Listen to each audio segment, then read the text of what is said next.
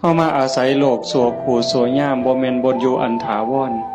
โลกเป็นหม่องมาเยี่ยมมาพักขันคนมีปัญญาก็สิฮู้จักสร้างน้ำทำบุญ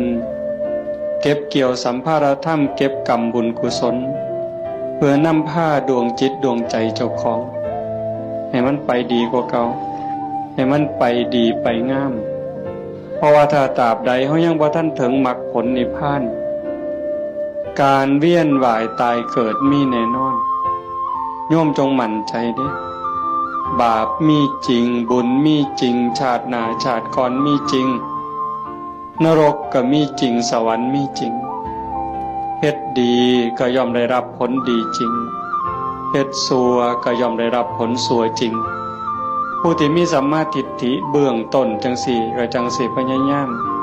บ่ให้วันเวลาชีวิตผ่านไปโดยเปล่าประโยชน์พยายามสิเอากำไรให้มันเป็นชีวิตที่มีกำไรเฮามาเยี่ยมมายามมีวันเวลาที่อาศัยอยู่ในโลกนี้บ่โดน